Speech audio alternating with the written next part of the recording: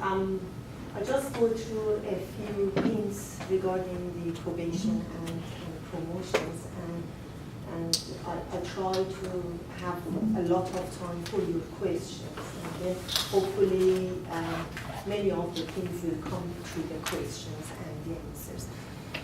My name is Harisa Bani. I'm the chair of the senior lecturer probation and promotion committee. I've been with the promotion committee since 2000. So it's been nearly 16 years that I've been with these committees. I've been on both committees, both the senior lecturer as well as the professorial committee, and have seen many applications. So I hope by now I've learned quite a bit around about the process and the ins and outs of the probation and promotion at Merda. I'm myself an academic in the School of Engineering and Information Technology, and I've been with the engineering program since 1997 at Merda. And I'm a chemical engineer by training. Anyway, can I ask you how many of you are actually on probation? Everyone. Okay, great. And how many of you are at level A, B, C? Okay, and anybody on the associate professor level? Okay. All right, the process of probation. So I will sort of talk about probation at first, because all of you are on probation. And then I will give you some hints around the promotion, because I assume that at some point in time, not very far from your probation end date, you may think of going forward for promotion. So actually, if you do well around your probation and write a good application, that would help you later on with your promotion application quite a lot. Now, with the probation, the most important thing to remember is that you really have to get prepared for it very well ahead of time. Is not a kind of process to go through and just leave it to the last minute. And don't think that you start thinking about putting the probationary application, let's say, 1 month before it's due. This is not a kind of process that works like that. Okay?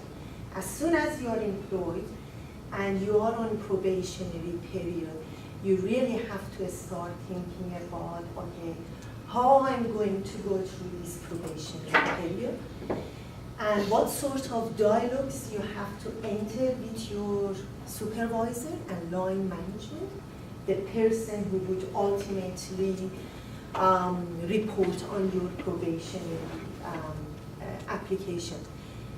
Get involved in a dialogue very well early in the piece. Don't leave it to your supervisor to have the APDR. Everybody knows what APDR is? It's the Academic Performance Development Review.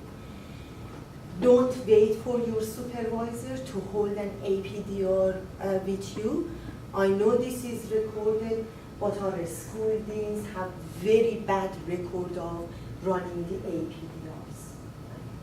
We are trying to, the university is trying to tighten up the probationary process.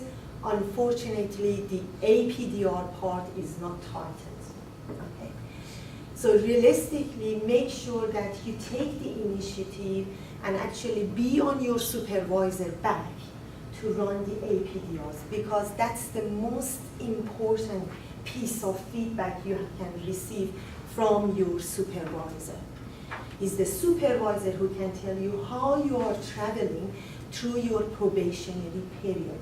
And some of those objectives that you have in your, as part of your probationary period are not those sort of objectives that you can achieve in 1 or 2 months' time.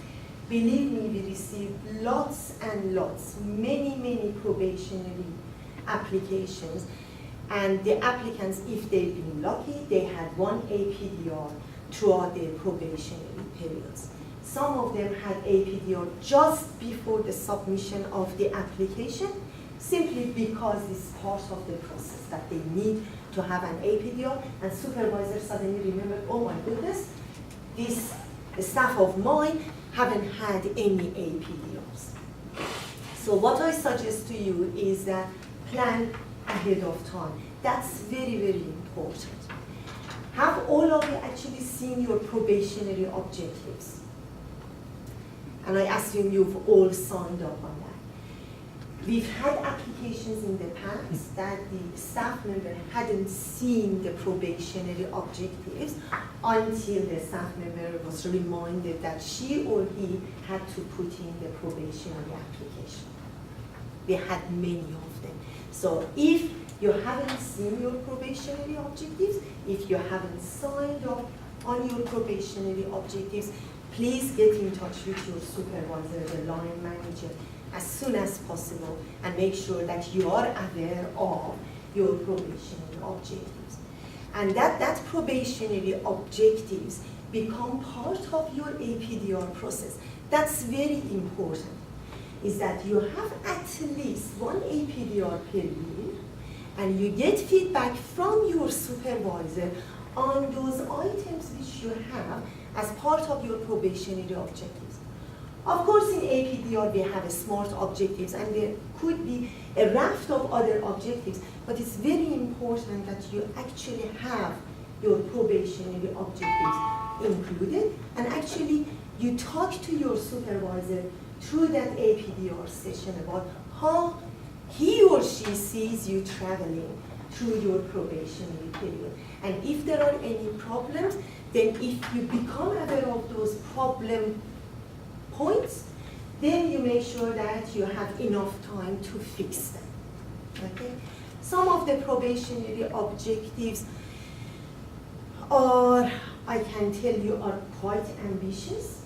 The new ones that we see coming through, some of them are quite ambitious. Then you need to put a lot of effort into achieving them. If you've signed up on that, then you have to make sure that you have enough tools in your hand to achieve those objectives. And of course, the onus is on you, but it's not just on you. Actually, it's on you and your line manager. Okay? And make sure that your line manager understands that. Okay? Don't show this to the schoolings of line manager. But we've had problems. I mean, it's something that the line managers haven't taken seriously. To be honest, the new school deans, are taking these on board, but it takes time. I mean, the university has been through lots of changes, and together with all the other changes, we are tightening up this process. So, it has become much better than a few years ago, but still there are a few things to be fixed.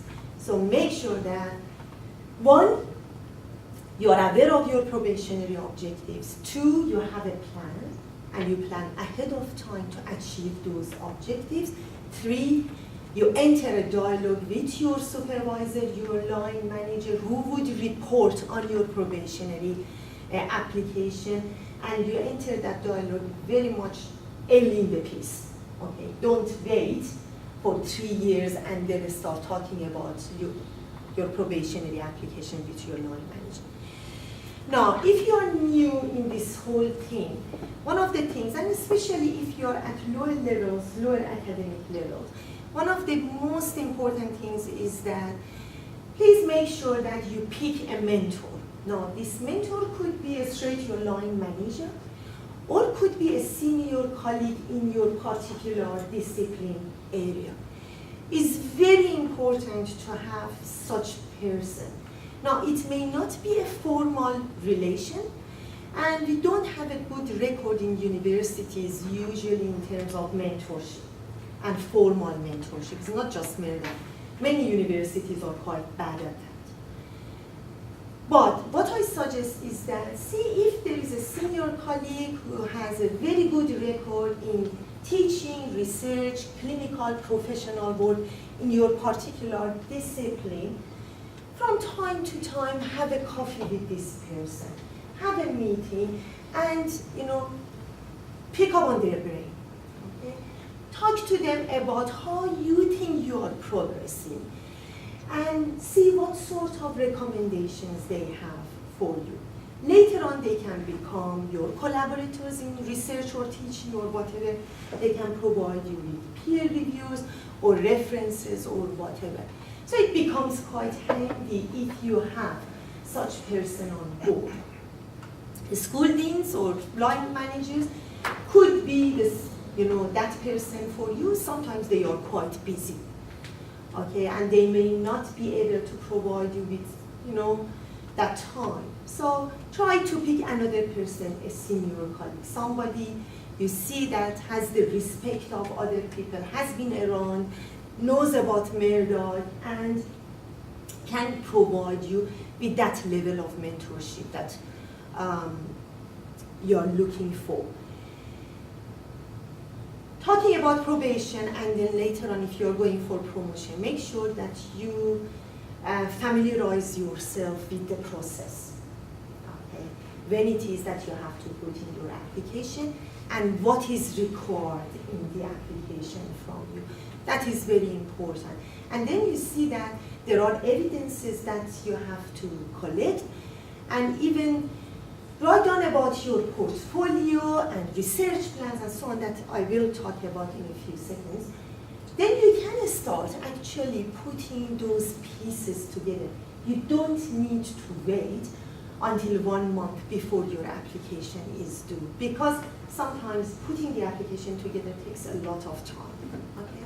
So start early and start putting things together and the pieces together. It helps a lot. When you write your application, and I tell you what sort of evidences the committee is looking for.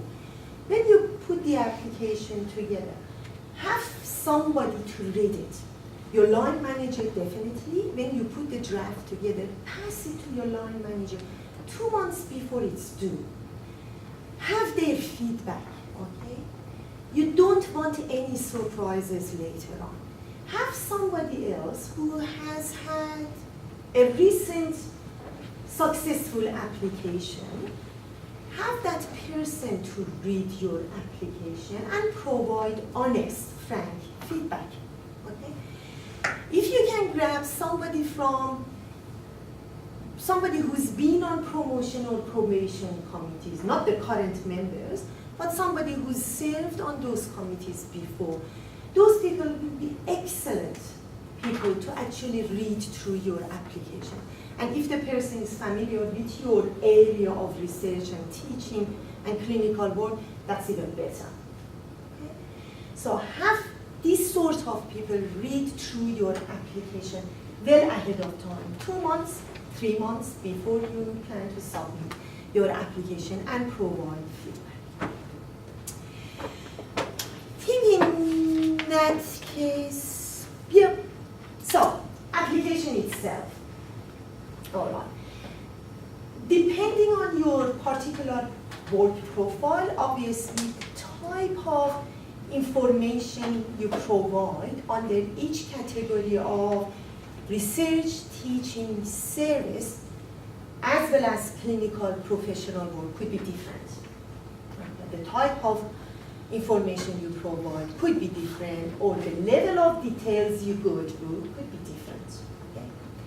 However, there is something common in all of these categories and the information you provide under each of these categories.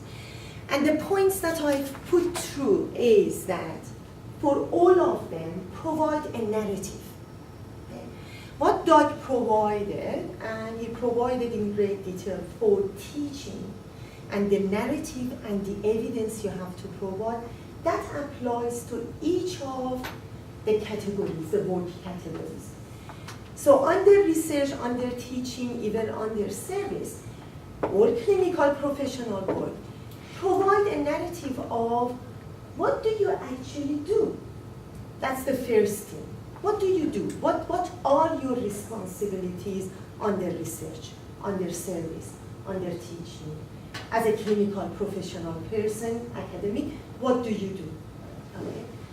And then, what is your philosophy? What is your philosophy of teaching? What are your research plans? How actually have you gone around planning your research for the next 3 to 5 years? What is your teaching philosophy, for example? What it is? Just, bring it out and talk about it. Talk the reader through every point and provide a narrative. If you are a chair of a committee in the university or outside the university, a community committee or something like that, talk about your role. Actually, what insight do you provide? What input do you provide to the work of that committee? So for whatever you present on your application, provide a narrative. And it's not just a narrative. Don't say that I do everything around this committee. Provide evidence.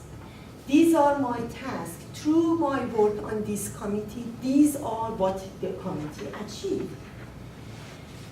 Provide a narrative about the leadership you provide. It could be in teaching, it could be in research, it could be as a clinical professional, academic, or it could be on their service. What sort of leadership do you provide? If it's research, what sort of outputs, or if you're a teaching scholar, what sort of outputs do you actually use for your teaching or research outputs? Why do you choose particular journals or publications? How do they relate to your actual research? And why do you think that's the best outlet? Okay? So practically you have to show to the committee. And believe me, the committee members, if you're lucky, we have one committee member from your particular area. There are from diverse, areas in the university. So you have to show them actually how you manage your day-to-day activities under the banners of research, teaching, service, clinical professional work, and to show that you actually had a philosophy, had a plan. You actually thought about your research outputs, the outlets, okay? This is your philosophy, for example, around your PhD student supervision. You don't just pick the students and you just have meetings with them. You have plans for your students.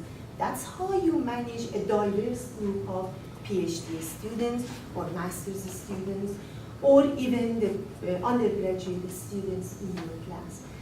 If you are involved in T&E, for example, type teaching, talk about how you are engaged in those sort of activities, what sort of feedback you receive, how do you actually take action on the feedback you receive,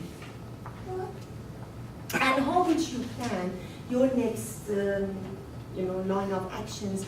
How would you plan to be a leader in your area? Is it in whether it's in teaching, whether it's in research or service or clinical and professional work. In all of this, make sure that you talk to your supervisor, line manager, about your aspirations. Okay? Because all of this has to become part of your short to medium term to long term career goal. Don't let go of that vision, okay? Don't think about this is just part of my probationary application. Make it part of your career aspiration. And then you will see that everything will gel together quite nicely. Now, if you do it well for your probation, realistically, we don't need much more for your promotion application. It's a similar sort of information, evidence that we need in promotion application. So you'll see that practically you will kill 2 birds with 1 stone, or even 3. Then you'll see that if you systematically go about collecting information, evidences, putting your philosophies, research plans, service plans, clinical work plans together, then that can go to your annual APDR. That can provide the foundation for your probation application, and that could be a nice foundation for your promotion. For probation applications, we don't need references, so it's really peer reviews, so it will be good to pick one around your teaching, one around your research, one around your service, if you are a clinical professional staff, one around your professional work. Don't pick too many peer reviews because that becomes quite exhaustive for the probation committee to go through lots of peer reviews for each application. Just 2 weeks ago, we were going through a probation application, and that particular applicant provided something like 12 peer reviews. That's too much, too many, okay? Pick one or at most 2 around each of the categories of your work. Don't go above that, because too many, evidences will be too many.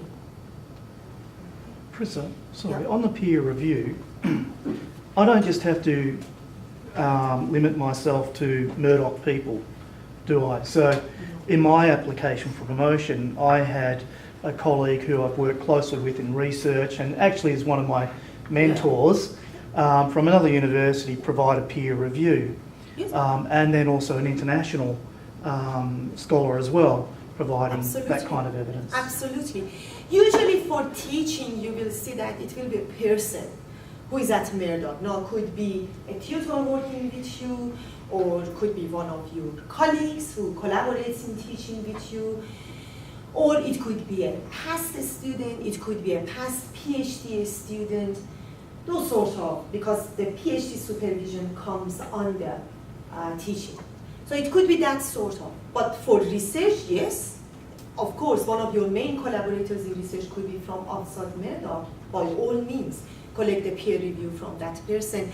If you are engaged in community service type work outside university, you may, for example, you are engaged in a professional committee in your particular discipline, and you are the chair or deputy chair or whatever, you can ask the chair of that particular committee or a member or someone to provide a feedback on your role in that particular committee if you think that would help your application.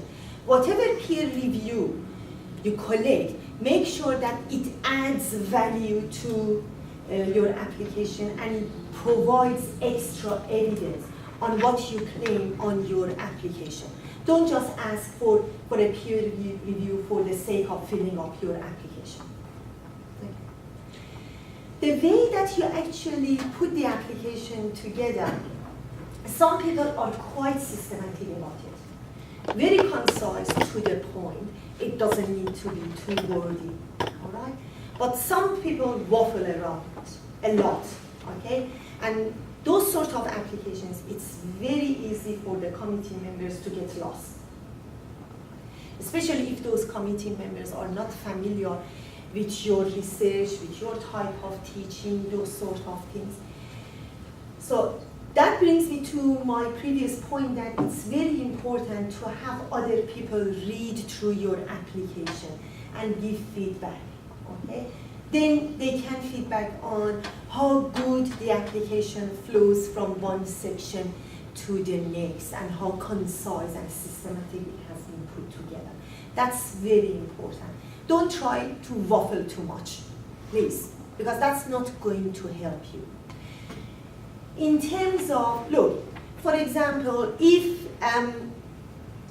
with your probationary objectives, we are looking for evidences that you've met the probationary objectives set for you.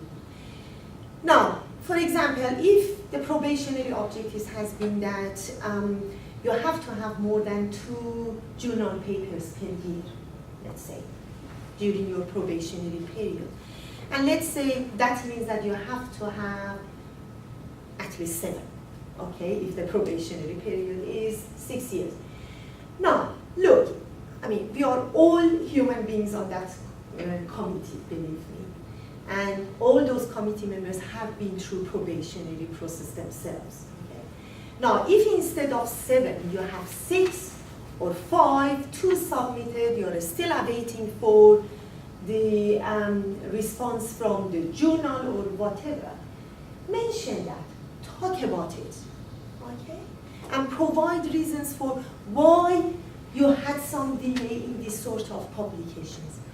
Or for example, if your probationary objective has been that your teaching survey results in all the questions should be, 4 or above, and let's say in 1 or 2 particular teaching surveys, some of your scores are less than 4, don't hide them, okay? That's the worst thing which could happen to you, is that to hide things.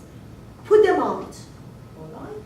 And then talk about them. Why do you think are the reasons for having those scores, particular scores, less than 4? It may have been just because of your inexperience. Maybe it's a difficult unit, okay? Refer to the teaching surveys or unit surveys of that particular unit before you took it on board as a new unit coordinator. Okay? Talk about those. It happened to me with my first promotion application at Murdoch. Okay, I had particularly low scores in the teaching survey just before I was going to submit my promotion application. Rather than hiding, I talked about it. I said, yes, it's low. I think these are the reasons. For this particular batch, these are the reasons. And that's how I'm going to go about this particular unit in the next version of it. Talk about it, don't hide it. If it's related to your research, the same thing. If it's related to your service, if you are expected to serve on university committees, that's all due to what is available to you. If nothing has been available to you, talk about them. Don't hide things. Okay? There are always applications which may have a little bit of problem here and there, but overall is a good application, shows you that you've been working tirelessly around your academic career at Murdoch. Show it off. And then talk about it. Talk the reader through it, through what you've done, what you have provided to Murdoch as a valuable academic member. But most importantly, make sure that in every APDR, every year, you talk to your supervisor. If there are problem areas, talk to your supervisor, because another good thing about it is that it gets documented. All right? Later on, nobody can blame you that, oh, you knew about it, you stayed silent about it, you did nothing about it. Okay? Get it documented, get your supervisor's brain on it, and take some action. All right? That's the most important thing. Hopefully you are all going to be okay. I'll shut up now and open the floor for questions if there's any. Thank you. So, yes? Me? Yes? Yeah, I have a couple of questions. First question, when should an APDR be held? How often during the 3 years? APDRs are annual reviews. Okay. They have to be at least once a year. I've seen in some schools that some of the school deans actually hold an APDR, let's say 3 months after the academic staff starts. That actually is a very good practice, just to realize how the staff member actually settles in a new environment. Then they hold another one after 6 months, and then it becomes a yearly practice. But it has to be annual. Okay. I have seen many instances of not having annual PDRs. Most of the probation applications coming to us, although is a requirement of the probation applications, we've seen that they have not been held annually. Can I address that question also? you have the right to ask for an interim APDR at any time through the year. So you may have the annual APDR. Let's say, for example, talking about research output, you've committed to or signed on that you're going to have 7 publications over the 3-year period. There's a death in the family and you are just not able to meet that. So you can ask for an interim APDR and record in the APDR document. This is why I was saying seriously engage with this document. Readjust the understanding accordingly, and then go forward from there. And picking up again on Prissa's point, some deans haven't really, or line managers haven't engaged with this process and try and fob you off. Don't take no for an answer. The university is actually looking at addressing this issue around the fact that a large number of APDRs aren't being done, so they will over the course of the year be undertaking training programs with senior leadership and working down to try and embed this process. But you can ask for one anytime you feel you need to, given that the circumstances have changed within the school, your workload, these particular issues. Another thing I forgot to mention, and I get to your question, is that we've got probation applications. For example, at the start of the probationary period, the staff has been put as a research, let's say, on the research and teaching profile. And then during the period of probation, the staff has been teaching at least 70% of his or her time. And that had created, and because of the lack of APDR, that issue hasn't been resolved between the staff member and the line manager.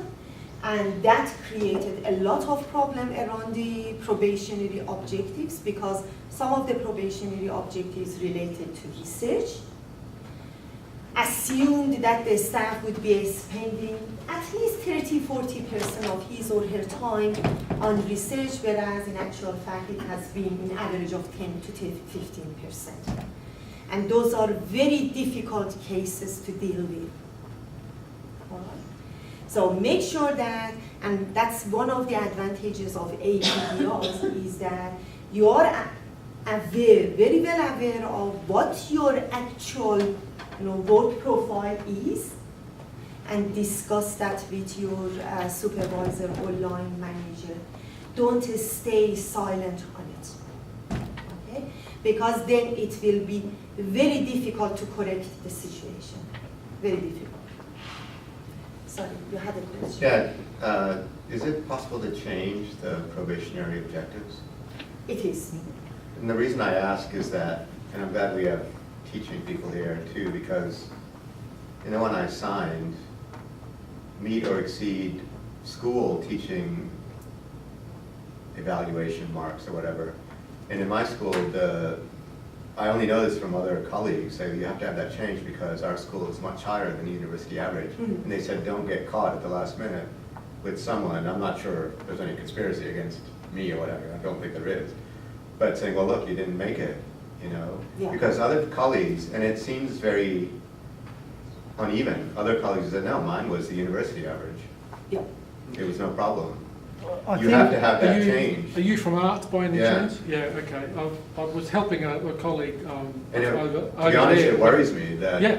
and I don't know, at the, in the final, you said, don't do it at the last minute, they'll say, well, look, too bad, sorry. Yeah. I was helping a colleague in arts with her probation application, and I was a bit surprised and concerned, in fact, that the teaching-related score criterion there was to exceed the school average in teaching survey scores. Well, if the average is what it is, then some, guess what? Some people are going to be Exactly, they're below not gonna make average. it. And I think that's unrealistic and inappropriate.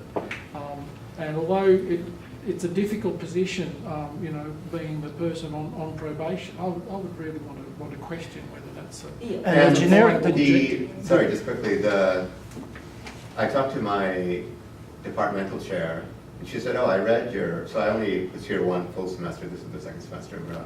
Oh, I read your teaching evaluations for last semester, they were fine. I don't think you'll have any problem. Now, we get along really well, me and the department chair, but quite frankly, and this is no insult, I don't think you'll have any problem. It's not exactly a ringing endorsement, and it doesn't really carry any weight in the committee. It was nothing to do with the school, right? Yeah. That's where I'd be journaling this, again, documenting. But I think the generic score is 4, it depends on your level, but 4.5? Yeah. 4.5? 4 actually. Yeah, so, That's another thing. I don't even know what our school average is. right, well, How would I that's, find that out? Well, Oh, you can the- get that from There's a your- website you can look up for that. We is can- on the website that's available to all of the academic staff. I Or you Googled can it, request something I it from couldn't. your ADLT, so I'd be having a chat with Assistant Jim Dean of or Learning. James. So if I can have this change in the probationary review? Yes, you can. Without them thinking, No, the Something bad probationary, is- the probationary objectives could be amended. They could be amended, but obviously you're a school dean or whoever is your line manager who's signed. what might is be the a school line dean, manager? But the school dean usually signs Is the off on dean. the probationary objective. Right. Yeah. Discipline chair, discipline leader, whoever the person is that you conduct that APDR with. So if you're doing it with Jim, for example, as adult, then that's the line manager technically, as Chris is talking about it. So depending on the size of the school, some schools are, like management and governance. The disciplinary leader is the person that conducts the APDR. In smaller schools, it could be the associate dean or the dean. The dean. Okay, no, it's good to know. No, you need to discuss it. Okay. Look, you don't want any surprises. Well, that's what I was kind of worried later about. on. Yes. I have 2 more questions. One is, how soon after probation can one apply for promotion, or has it Straight ever after happened? probation. Straight after. So it can be in simultaneous, but it can be right after that. Yes. Okay. And second thing. Right after you hear of your probationary Yeah. application outcome, Okay. of course. And third thing, since you are from the School of Engineering and Information Technology, depending on the discipline, there are excellent conferences where if you get a publication there, it often means that it's even higher quality paper than a journal paper might be, or at least at the same level. So has it happened according to your experience, that Look, you had yeah. applications saying, okay, I have, for example, 5 or 6 journal papers, but I also have 2 or 3 very good conference papers, and did you count them in or did you not, because the probationary objectives did not include conference? Look, if in our school, I've seen that the recent probationary objectives very explicitly mention about what type of papers they like to see to be produced throughout that probationary period. And because of that, if that says that A or A star, or whatever is going to be the new journal ranking system, then if instead of that you produce a conference paper, then you really need to have a conversation with your supervisor. Can I address this as well? We have in our policies a research active definition, and it became active 2015. And for most cases, conferences do not count within the definition of research active. Within the School of Engineering and IT, there is a recognition that the conferences that you're talking about have greater prestige value than, say, a journal article, and they are counted within the quantum within that definition. Okay. Yes, but that's something separate. For engineering and information technology, the conference papers are recognized as research outlets, research outputs, and that comes towards the research active status, but not to the probationary objectives. If they are not listed under your probationary objectives, that they could be either journal papers or conferences which are recognized under this category. But if you want the conference papers to be counted, then you need to have a conversation. Okay. These two different things. Just don't leave it in doubt. No, Right. don't Yeah. leave it in doubt. Sorry, there's your hand question. What's the timing of the probation? The timing, the probationary period is 3 years, okay?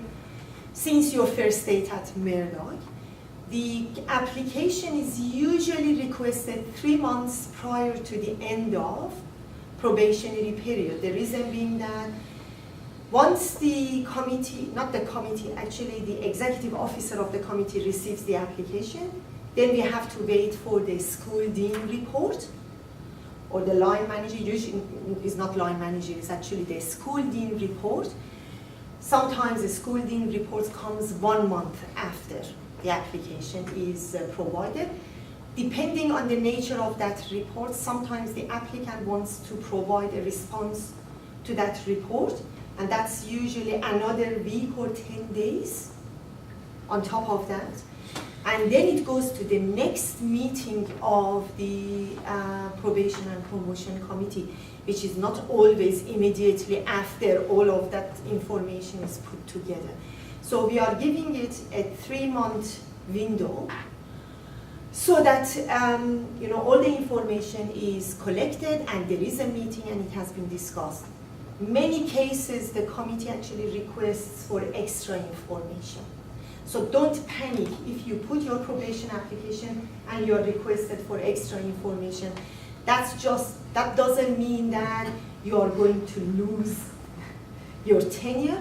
That means that there have been some question marks and parts of your application and the committee is seeking further information. Getting that information again depends. If we see that to get that information we will be exceeding the end of the probationary period, if it's going to be post the end date, then what we do is that we usually extend the probationary period for, again, depending on the nature of information we request, that could be 1 month, 3 months, 6 months, and so on. If we see that the staff member hasn't met the probationary objectives, then the committee has the ability to extend the probationary period for up to 1 year and allow the staff to actually provide some more evidence and collect more outputs or whatever. And how often does it happen that their tenure is not confirmed? And 1 year extension, it happens. It happens quite often. In our school, for example, we had, I can think of at least 2 cases during the past year. And they passed the tenure after that 1 year extension. I haven't had any cases of probationary applications which failed, except for one, I think, during these past 16 years. Yes, about the probation, actually in my contract the probation is 3 years, so I mean, if it's right, this is 2 years. I mean, I have a contract and the probation period is 3 years. 3 years. Yes. Yep. So you need to check your contract really to see. Is what the usually 3 years. Yes, we get some particular contracts. For example, one of the probation application we dealt with 2 weeks ago, it was a 1 year probation. I attended this lecture last day, and Yeah, I I actually remember. find this very nice and very useful. And say I kick a little bit line manager using the arguments. But during this year, I find something that's really worrying. The first one is the different objectives of different people, and it's at first it's kind of funny, but at the second it's really generates a lot of confusion. And the first one is this, for example, research. We suppose following the probation send some grants, but because this is objective of line manager. But the objective of research now, because it's a dynamical process, the office now are different against this one. They don't want to submit. So two different people generate contradicting, because they have different objectives. And now how we can address with the teaching, it's a little bit similar story because we are asked to improve the teaching and work on this. But in a strategic workload plan, it's like 50 hours a semester or a year. So it's basically, I mean, what is going on? So there is a, there's a objective from this side, objective from this side, and they're completely contradicting. And as I mentioned, it's quite funny because it means that people don't know what they are really looking for. But as academics, we need to address these things, and I'm a little bit. It's strange for me because I don't know how to address this. Yeah. What you just asked, practically you had 3 questions inside one question. One of the issues that I've started to pick, because I've been the chair of the committee since August last year. So, and it's been since last year that the university has started to sort of get its acts together around probationary objectives. Previously, we had one set of standard objectives which were very vague and made life very difficult for the applicants and the promotion probation committee.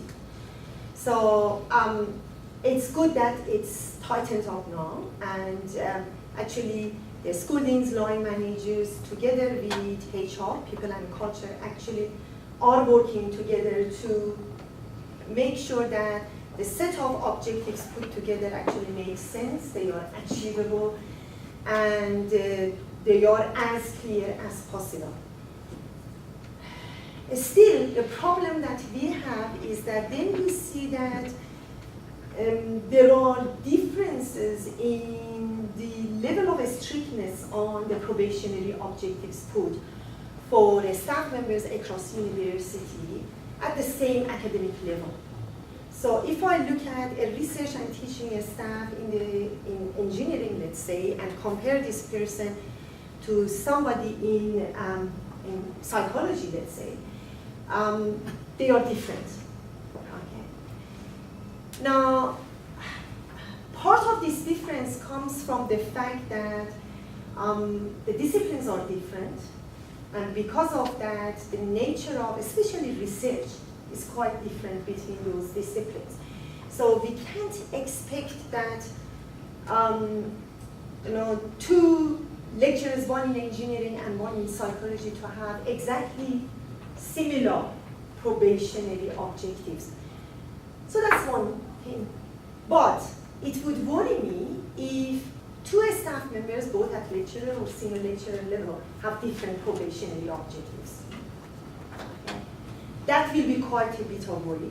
And then, because of that, I think the staff members have to have a serious discussion with the supervisor and see why this is happening.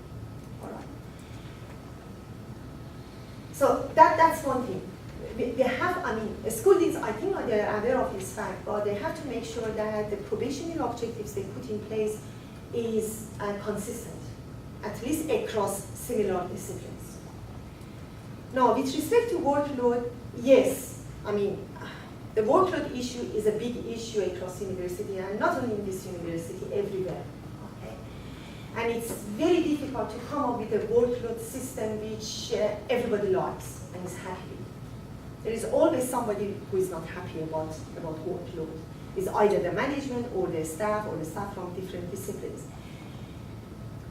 Now, and if there are parts in workload that you're particularly not happy about, for example, if you receive your teaching survey results and it shows that you seriously need to make some improvement around particular aspect of this unit, then you need to have a discussion with your ADLT and your supervisor and say, look, this is what I've received, this is what I plan to do, this is not a 50-hour job. Okay? This requires me, when you have that plan, this requires me at least, 150 hours of job. And I need to have that allocation in my workload model. In every workload model that are used in the schools, there is always one line which says at the discretion of the school team.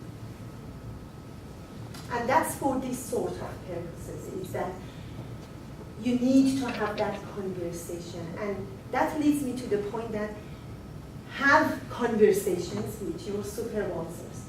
Don't think that everything should be done automatically. This is a very fluid process, and things change quite rapidly around this place, especially at Milton. We have our new VC coming next Monday, so watch out this space. I think that's a great place to leave it, given we're so close to lunchtime. Prissa and Doug, thank you very much for what I hope you find